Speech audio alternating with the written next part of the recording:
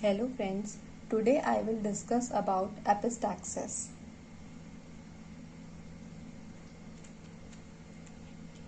Bleeding from inside the nose is called as epistaxis. Epistaxis क्या होता है? Bleeding from inside the nose. Bleeding from inside the nose is called as epistaxis. It presents as an emergency condition. It is a sign and not a disease per se. Common in all age groups, children, adults and older people. तो epistaxis जो होती है ये एक emergency condition है and it is common in all age groups, children, adults and older people. And ये एक sign है, ये कोई disease condition नहीं है but it is a sign. Nose is richly supplied by both external and internal carotid system, both on the septum and the lateral walls. Nose जो होती है उसमें एक्सटर्नल और इंटरनल कैरोटिड सिस्टम दोनों supply करते हैं, both on the septum and on the lateral walls. Now we will see what are the causes of epistaxis. There are 3 causes of epistaxis. There are mainly 3 causes of epistaxis: local causes, general causes, idiopathic causes. Local causes in the nose or nasopharynx. Local causes में हो सकता है trauma में finger nail trauma हो सकता है, hard blowing of the knows हो सकता है, इंट्रानेजल सर्जरी हो सकता है. तो कोई भी ट्रॉमा हो सकता है जिसकी वजह से एपिस्टैक्सिस हो सकती है. इन्फेक्शंस में एक्यूट इन्फेक्शन हो सकता है, क्रॉनिक इन्फेक्शन हो सकता है. एक्यूट इन्फेक्शन में acute sinusitis, viral rhinitis. Chronic infection में जितने भी क्रस्ट फॉर्मिंग डिजीजेस होती हैं जैसे कि सेफिलिस हो गया, ट्यूबरकुलोसिस हो गया, ग्रैन्युलोमैटस लीजन हो गए नोज के, उसकी वजह से भी एपिस्टैक्सिस हो सकती है. फॉरेन बॉडी में नॉन लिविंग हो सकता है एंड लिविंग हो सकता है. नॉन लिविंग में राइनोलेट आता है एंड लिविंग में कोई भी इंसेक्ट हो सकता है. Neoplasm of nose. Neoplasm of nose में बिनाइन हो सकता है एंड मैलिग्नेंट हो सकते हैं.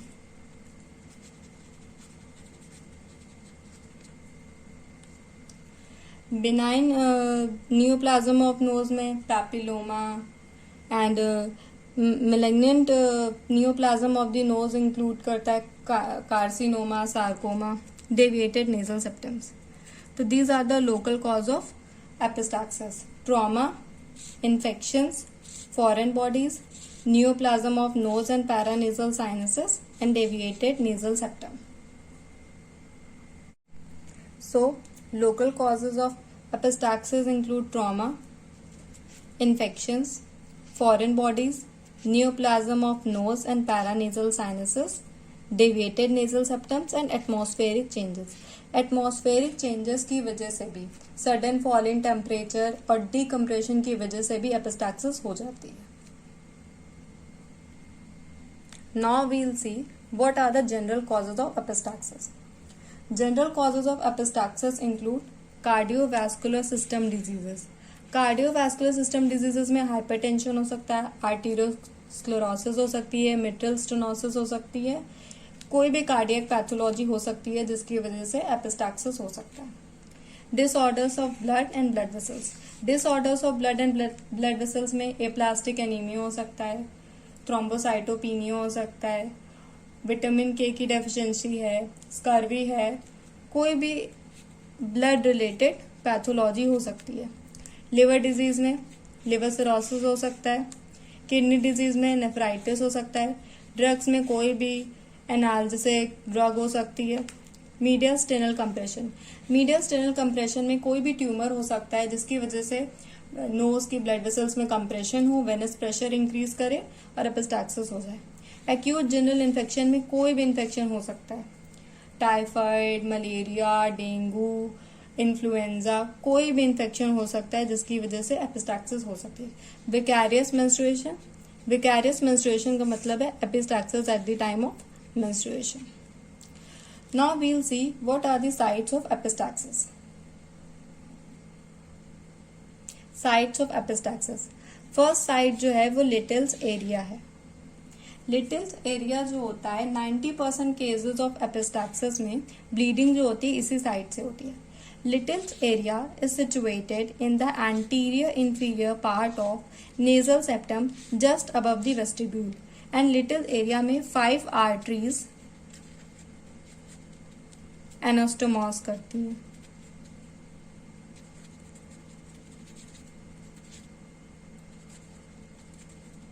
एंड ये 5 आर्टरीज कौन कौन सी हैं?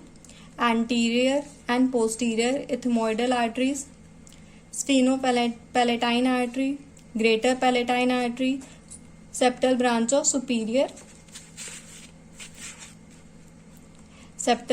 Superior labial artery.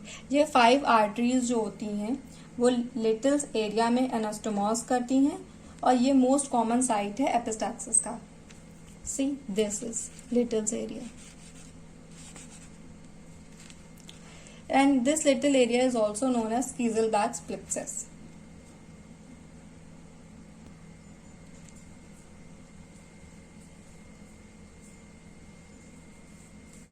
As we have seen, the first site of epistaxis is little area, but there are other sites too जहाँ से epistaxis होता है. Second is above the level of middle turbinate. यहाँ पे जो एपिस्टैक्सिस होता है वो mostly from anterior and posterior ethmoid vessel से होता है. Third site is below the level of middle turbinate. यहाँ पे एपिस्टैक्सिस जो होता है वो from the branches of sphenopalatine artery की वजह से होता है. Fourth site is posterior part of nasal cavity. यहाँ पे जो एपिस्टैक्सिस होता है उसमें ब्लड फ्लो कर जाता है into the pharynx. Fifth is diffuse. यहाँ पे एपिस्टैक्सिस जो होता है वो both from septum and lateral nasal wall से होता है एंड ये कॉमनली सीन है सिस्टमिक डिसऑर्डर्स में देखने को मिलता है. And sixth is nasopharynx. यहाँ पे एपिस्टैक्सिस जो होती है वो नेजोफेरिंग्स से होती है. Now we will study about the classification of epistaxis. There are 2 classification of epistaxis: anterior epistaxis, posterior epistaxis.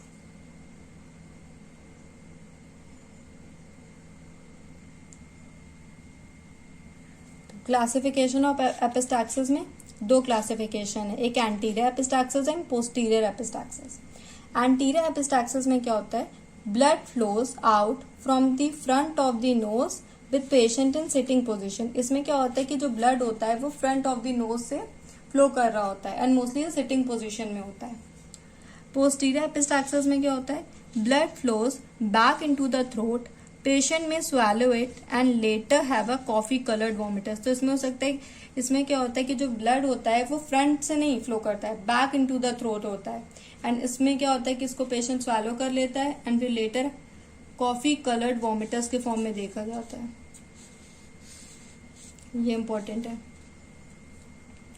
Anterior epistaxis जो होती है वो मोर कॉमन होता है. पोस्टीरियर एपिस्टैक्सिस लेस कॉमन होता है. एंटीरियर एपिस्टैक्सिस की जो मोस्ट कॉमन साइट है वो लिटिल एरिया है.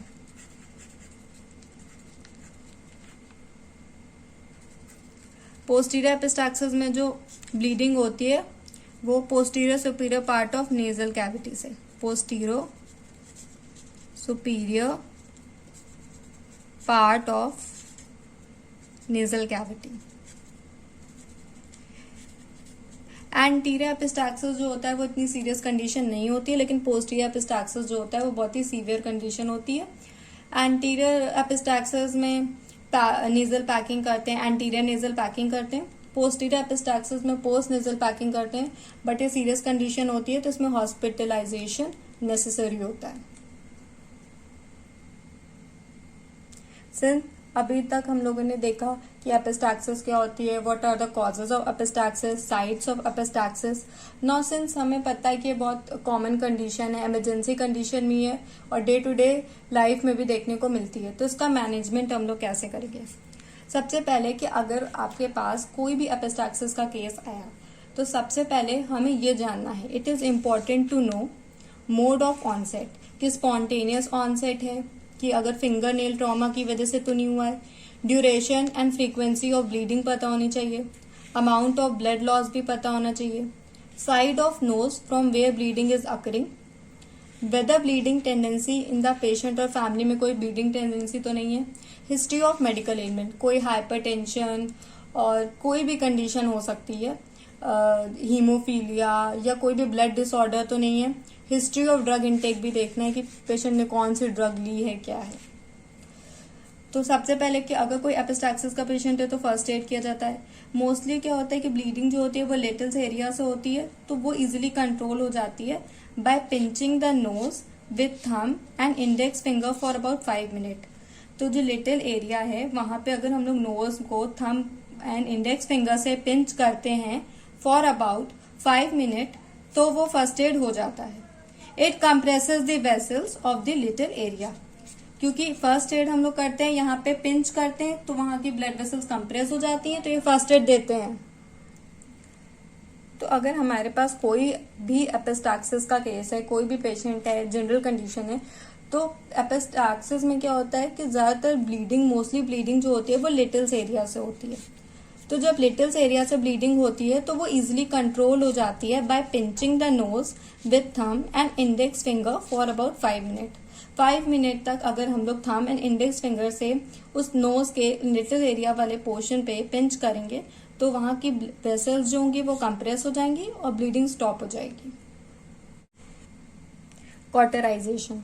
कॉटराइजेशन जो होता है वो यूजफुल होता है एंटीरियर एपिस्टैक्सिस में when bleeding point has been located and it is cauterized with a bead of silver nitrate. ये तभी होता है कि जब ब्लीडिंग पॉइंट लोकेट होता है हमें, तब उसको कॉटराइज किया जाता है with a bead of silver nitrate. Next is anterior nasal packing. Anterior nasal packing जो होती है वो एक्टिव एंटीरियर एपिस्टैक्सिस के केस में की जाती है जब ब्लीडिंग बहुत ही प्रोफ्यूज होती है और साइट ऑफ ब्लीडिंग भी डिफिकल्ट होता है टू लोकलाइज.